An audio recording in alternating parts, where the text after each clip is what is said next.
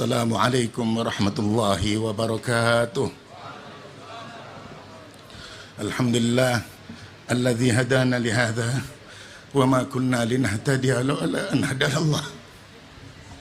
Wassalatu wassalamu ala asyrafil khalqillah sayyidina wa maulana Muhammad ibn Abdullah wa ala alihi wa sahbihi wa mawalah. Wala hawla wala quwwata illa billah. Amma ba'd. Hadaratil muhtaramin,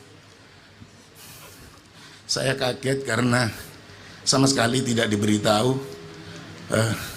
suruh menyambut apa yang harus saya sampaikan, sedangkan saya ini murid dari Pondok Pesantren Darul Hadith. Yang pasti saya hanya sama'an wa ta'atan kepada beliau, keluarga Al-Imamain, kepada para habaib, para ulama yang saya hormati. Alhamdulillah, saya bersyukur kepada Allah Subhanahu wa taala, saya jadi santri Pondok Pesantren Darul Hadith Al-Faqihiyah, dan saya sangat bersyukur menangi pada waktu itu Ustadzul Imam Al-Hafidh Al-Musnid Habib Abdullah bin Abdul Qadir bin Hamid Al-Baqi. Waktu abah saya mau meninggal dunia, Ustadzul Imam manggil saya, "Ahmad, panggilkan anaknya Kiai Said." Akhirnya saya datang. Sekarang bilangnya gini, "Abahmu tadi habis ketemu saya, sekarang aku jadi abahmu." Begitu. Saya nggak ngerti maksudnya, nggak taunya ada telegram abah saya meninggal dunia. Ustadzul Imam seperti itulah, luar biasa. Saya bilang, saya belum pernah lihat orang yang seperti Ustadzul Imam. Pernah ada teman saya, maaf ngajak saya ke satu kiai, minta doa.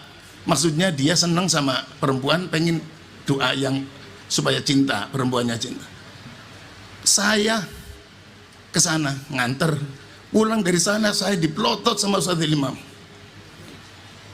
Seakan-akan mengatakan, "Kamu ini habis mengantar orang maksiat," gitu loh. Pas datang teman saya itu, Ustadzul Imam enggak tahu, ambil tongkatnya dipentungkan kepada orang itu. Saya, Allah, begitu perhatian kepada murid-murid. Dan saya sering melakukan yang mungkin dilihatnya tidak pantas. Ustadzul Imam datang, mimpi Atta itu marahi dan seterusnya. Dan saya pernah putus asa atas dosa-dosa saya. Saya menangis terus, saya menangis. Yang datang Ustadzul Imam mengajak, di situ diantarkan, ditunjukkan itu Rasulullah SAW. Pokoknya saya merasa belum pernah saya melihat di akhir zaman, ya wallah alam, yang lain saya nggak tahu. Setahu saya seperti itu Ustadzul Imam. Lah apalagi di zaman sekarang, zaman yang sudah orang-orang sekarang sudah menyembah berhala. Berhalanya bukan seperti dulu. Kalau dulu kan kelihatan batu dan seterusnya. Sekarang sebetulnya sama. Ya, kedudukan, jabatan, terkenal dan sebagainya, uang, harta, itu semuanya adalah berhala. Dan berhala yang tidak kelihatan lagi adalah nafsu kita, semua adalah berhala. Dan kita selalu menuruti nafsu kita, selalu tunduk kepada nafsu kita. Maka kita adalah para penyembah berhala yang tidak ketahuan. Mudah-mudahan dengan kita hadir di majelis ini, Allah Ta'ala menyucikan hati kita dari semua keburukan-keburukan, bisa mengikuti kepada Al-Imamain, dan sampai akhirat kita tidak putus. Amin ya rabbal alamin. Selanjutnya saya pernah mendengar waktu saya mondok di sini, muallim siapa saya lupa itu mengatakan, "Kun nuran wala takun zulmatan." Jadilah cahaya dan jangan jadi gelap. Saya nggak ngerti maksudnya, nggak ngerti yang diomongkan, ya ikut hafalan saja. Setelah lama-lama, ya itulah keistimewaan Ustadzain Al-Imamain. Itu saya mikir, iya, apa yang dimaksud kun nuran wala takun zulmatan? Ternyata kun aliman. Sebab al-ilmu nurun, kun nuran berarti kun aliman, wala takun jahilan. Iya. Setelah saya pikir, sebentar saya mohon maaf kepada para habaib, saya agak ada cerita sedikit. Saya punya teman, ini ahli dunia. Dia itu ahli ekonomi. Sampai kalau dia masuk ke daerah mana, wah, iki duit KB iki. Melihat orang gila banyak, iki duit iki. Jadi melihat apa saja yang dilihat, iki duit loh. Saya bilang, kok sampean bisa nemu gitu caranya? Oh gini, begini. Betul, dan dipraktekkan. Dia kenal sama jenderal di Jakarta. Terus dia ngomong sama Pangdam Jaya Jakarta, ngomong, "Pangdam, iya, ini anak buah sampai." Pertama tanyaannya gini, apa namanya, Pak Jenderal, sampean nggak pengen punya uang banyak tak? Ya pengen. Bikin proposal ke atasan, minta supaya anak buah begini. Akhirnya ya sudah, nanti tak kasih pelatihan. Dia itu kan ahli apa, bikin tower, bikin apa. Dia bikin begini, kata dia kepada saya, Pak Kiai, kalau saya mengambil orang, satu orang tuh sekian untuk bikin tower. Tapi kalau saya ingin gratis, gampang. Ngomong sama komandannya dibiayai oleh pemerintah.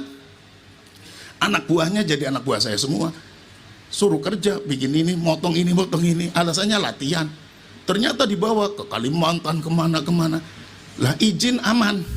Dari gubernur yang biasa minta, nggak ngeminta. Karena ini dari Pangdam Jaya. Dari mana saja aman. Fulus hanya ke sana dok, mengeluarkannya sedikit dapat banyak. Saya mikir, oh gitu ya Ji. Iya, pokoknya kalau orang dengan ilmunya melihat orang gila jadi duit, melihat apa saja jadi duit. Itu kata Haji Sahari almarhum. Lah begitu pula saya ngomong sama Haji Sahari, Ji, bagaimana dengan ilmu agama?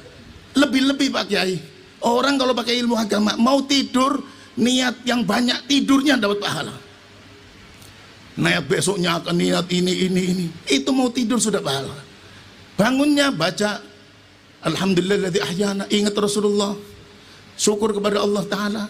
Baca, baru bangun tidur baca Bismillahirrahmanirrahim. Di dalam kitab Is'adur Rafiq diterangkan, siapa yang baru bangun, baru bangkitnya baca Bismillah, wajabalahu ridwanullahil akbar. Allah Ta'ala, Nabi Muhammad mengatakan bahwa dia wajib mendapat ridha Allah yang agung.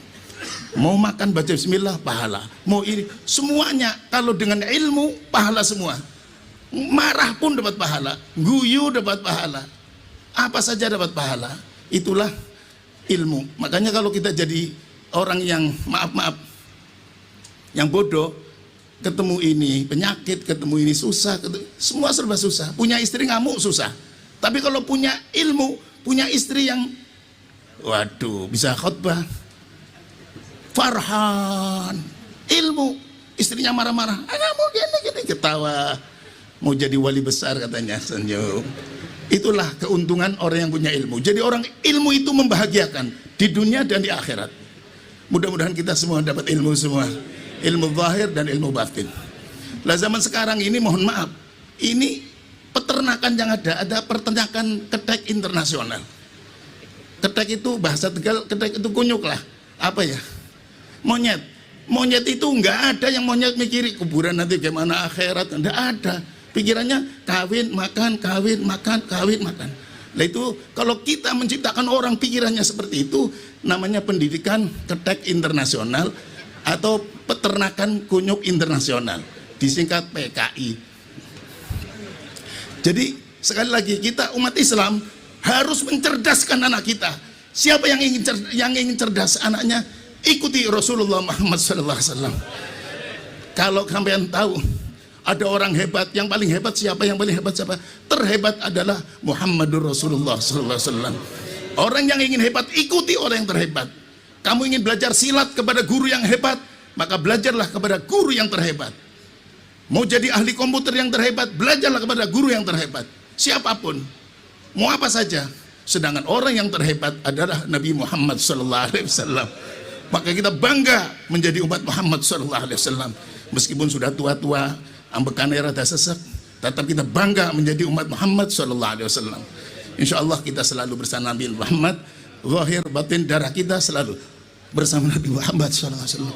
Mohon maaf, aku qouli hadza astaghfirullah li wa lakum. Mohon maaf atas saya, apa yang saya sampaikan barangkali tidak pas, barangkali sul adab kepada semua saja. Mohon maaf zahir batin, khususnya kepada keluarga besar Al-Imamain Al-Habib Abdul Qadir, Al-Habib Muhammad Habib Abdul Rahman, dan kepada Al-Habib Ustaz Saleh bin Ahmad Al-Idrus, Al-Habib Ahmad bin Uthman Al-Idrus, dan semua keluarga besar. Mohon maaf kepada semua alumni. Mudah-mudahan kita selalu berpegang teguh kepada Ustadzul Imam, dan insya Allah kita sudah di gerbongan yang benar, gerbongan yang hak. Sudahlah, kalau gerbong ini lari 1000, kita ikut lari 1000. Ini Ustadzul Imam gerbongan, ngikuti atasnya. Ndak sendase. Itu Rasulullah SAW. Rasulullah lari 1000, kita ikut. 1 miliar kita ikut. Jadi nggak usah tolak-tolak sudah. Ala siratim mustaqim. Saya kira Wal afu minkum. Wassalamualaikum warahmatullahi wabarakatuh.